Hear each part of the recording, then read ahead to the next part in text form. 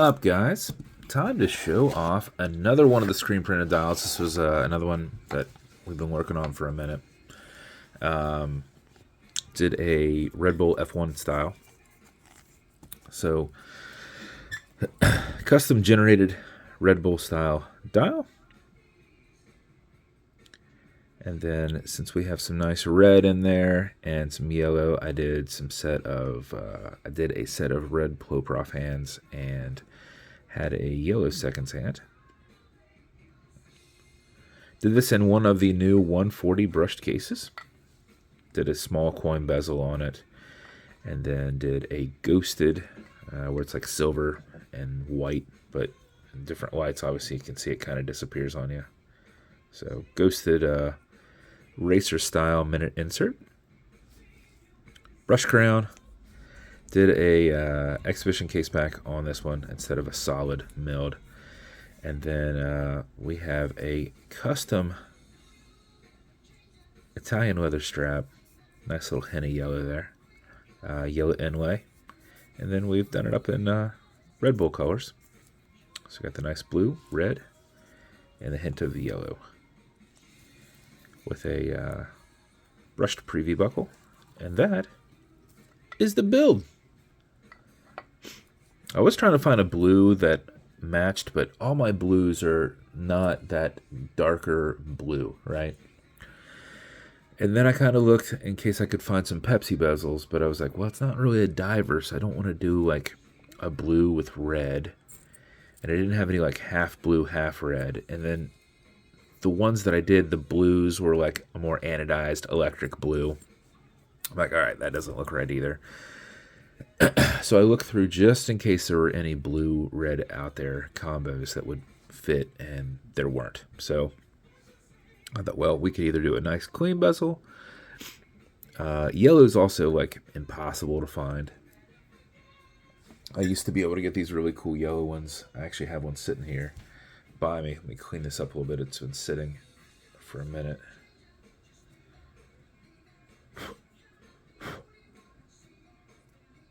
It has one of those adhesive wheels on the back of it, so any little dust over time will kind of touch it. It's covered, but if I recall, there's a tiny scratch on this somewhere. I don't see it. But it is diver style too, right? Something like that would have been cool as well. But see, even that yellow is not quite the same yellow. It's more of like a goldish yellow, right? But I remember there was a scratch or something on this. Oh, it's at the 50. Nope, that's just a hair on there. Where is it?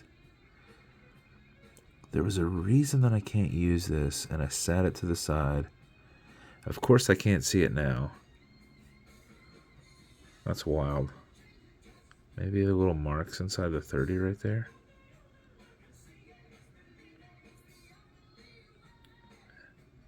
Anyway, oh, is it that it? Or is that just something that I'm pushing around? Man, see, that's what's tough. I know there's something there enough to be like, I can't sell that on a watch, but I can't find it right now. So I put stuff in a pile for if I'm going to make myself a watch, that I'll do that. But then I start thinking, a lot of times I make myself watches, and I just like to look at them. I'll wear them every once in a while. And then if somebody wants one of those watches, because I'll do a video like this, and then I can sell it to them. Then I'm like, oh, I need to remember stuff like that. Because every once in a while I'll put like just a mechanical movement in there instead of an auto mechanical, no rotor. And I've thought of that, like, what if somebody ever wants to buy this? Not that they're going to be disappointed in that, but just know that there's no rotor, But sometimes I'll use like a caseback that has a scratch in it, And that's the whole reason that I used it. Like, oh man, I never want to pass that on to somebody else. So I never want to know what to do with these extra parts. If I can Cerakote something, I'll do that. If I can't Cerakote it, then, whatever, I won't do that. So sorry for going off on a little side tangent here about the watch. But anyway, I was trying to figure out something I could use, and then I came across these ghosted racer style, and I was like, that's perfect. I don't know that I've ever used I know I have used them before, but I've used like a baby blue one before. And there's another one, maybe an orange that I've used like that.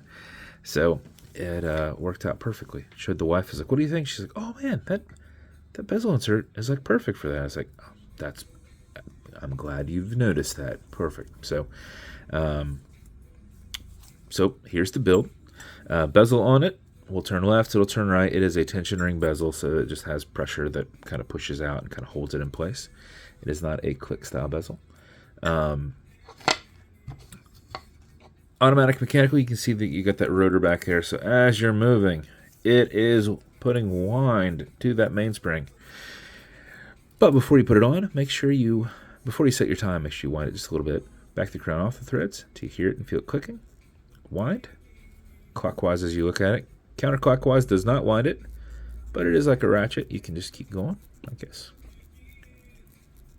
Do this for 4 or 5 seconds before you put it on. That mixed with your rotor movement will keep your time throughout the day. If you do that for a little bit longer, it's just going to max out your 31 plus hour power reserve on it. You cannot overwind it. Do that if you're going to be sitting at a desk or driving all day and not really moving. You don't want your watch to stop at some point and then pick up again and then stop and then pick up again. And you go, hey, it's like 10 minutes behind. Like, if something's over 10 minutes behind, I have a good idea why. Like, did you wind it enough? You probably didn't wind it, and it's just picking up and then running for a bit, So anyway, when you're happy with your winding, you're going to pull it to the 1 and only click. And you can now set your date. You can now set your time. Sorry, I'm looking off to the side here. One thing I didn't mention, this is in a 140 brush case. This is the second one I've ever done in a 140. So just a cooler case. Kind of flares out. Kind of flares out like a 110 or a 120 case. Has the rounded area here like an 020 case, but with 22 millimeter lugs. Which, if you follow me and you know enough about any of what that means, like all I do is I'm seeing like similarities with other cases that I've used. An 020 case looks like this, but it's a 20 millimeter. I don't remember if it has this or not. 110 cases has more of like a Batman kind of old ears look to it. Like these are more straight, and then it's straight down. But they have crown guard that comes out. But it's a nice little mixture of the two. So you'll pull the crown out. You can now set your time. You'll notice it does not have a hacking movement, so it's going to keep going. Okay, Google, what time is it? It's 1:24 p.m. They say 1:24. Probably. Let's look around. Oh, yeah, I'm using my phone. I was like, wait a second. Okay, Google, what time is it? 1:25 p.m. 1:25. Yes, I'm right. Okay. Push it over, get it out of that time setting. Wind it down. And that is your build. As with every build, you get matching beads. We had no blues that matched, no reds that matched, no yellows that matched. But we had some nice beads that kind of roll in a lot of the colors. So I thought that was kind of cool too. A little loud, but worked well with it. So come in a custom lasered Red Bull box, slider box with Atlas pillow. Come with watch cleaner, says good on all glass and metal parts. Everything here in the center, non-streaking, non-toxic, non-residue, as well as a microfiber. Leather conditioner to keep this strap perfectly soft. If you ever feel that it's not, apply it on the front and back. Let it soak in, remove any excess. Let it sit. Work it around a little bit. It will now be softer. You'll probably never need to use that for my stuff, but you might need to use it for other stuff you buy. And then lastly, some fine scratch remover. This is Novus 2 from Amazon, just repackaged. It's for your acrylic glass because you can scratch it. But if you do, you'll just put a tiny bit of this on it and buff it out using your color matching microfiber. So the scratches up and down, go left and right, fill in the scratch, haze it, buff it out. It should be gone. If it's not, wait a little bit and revisit it. You're building that back up that you've scratched out. So that's the build. If it's going to you, congrats, you got the first F1 build I've done. I do have another Red Bull at one point to do. And we'll probably do a couple of Mercedes ones. They're not players, or they're not car specific. I say player. Okay, it's a game.